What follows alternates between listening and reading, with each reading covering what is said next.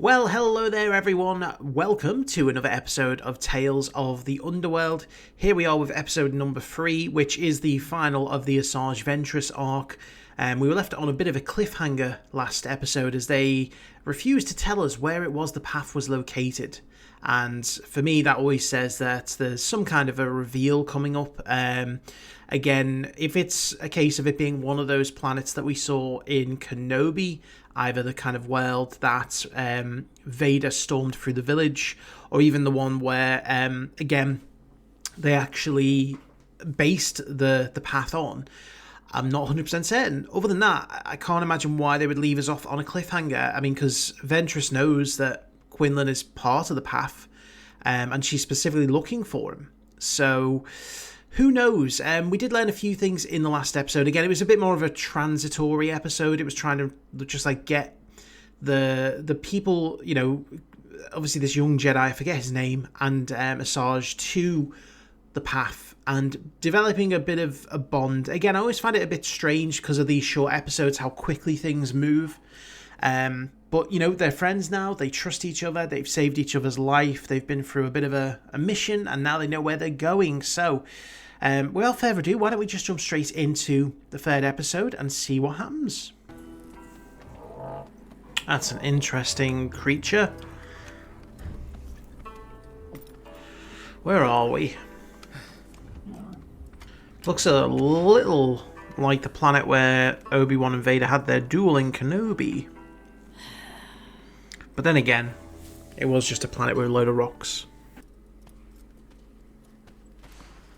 Oh, I love that. It's like scarecrows just made up of B-1 battle droids. Are they big mushrooms in the background? They are.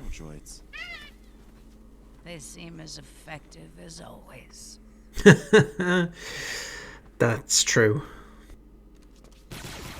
Oh, Jesus, like... That looks like... I'm trying to think of the blaster. Oh, it's a kid. You're among allies here. I think you have me mistaken. Not likely. He knows who she is. You stood in Dooku's shadow. I wish you the best of luck. My granddaughter can get you near Cypher Canyon. It's not far from the spring. She just needs to collect water there. So you protect her. She'll show you. One warrior to another.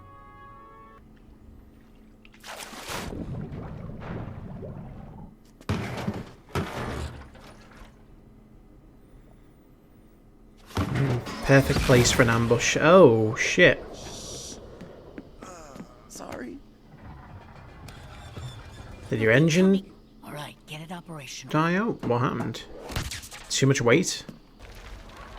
They're almost here. What is... Are these raiders or is this a monster? Yeah, raiders. Oh, man, look at that. Oh, that's a lot of them.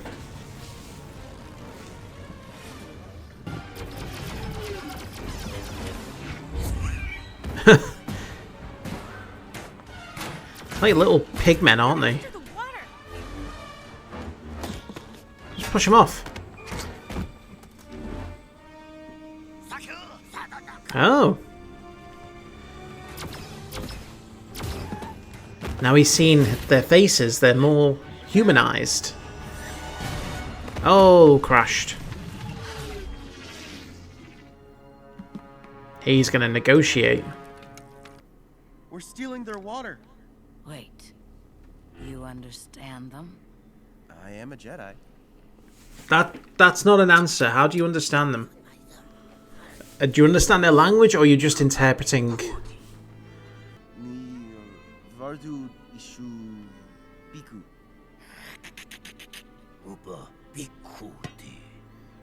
Dokad.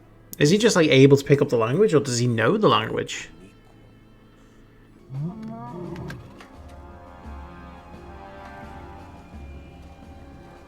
That's what it was. It's a separatist blaster. It's the blaster that the battle droids had.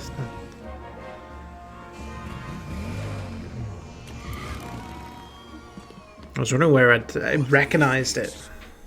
But so far, that way of thinking has gotten several of them killed, and you injured. Because it's war. He can't leave the war behind. You've just been fighting so long, you know no other way. He's my friend. Yeah. Like,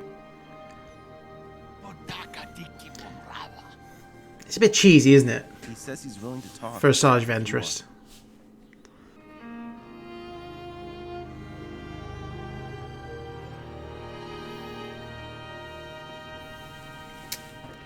So what? What, they just agree to a trade? What's going on?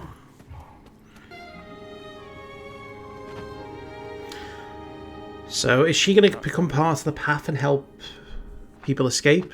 Or did she go a separate way? You'll be safe. No. What do you mean? So what did we really learn?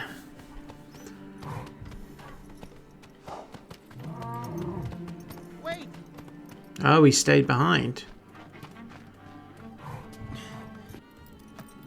There's no place I'd rather be.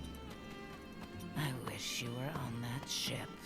Now, is that anything to say to your friend? Why did you just throw the water away? I know it was empty, but still.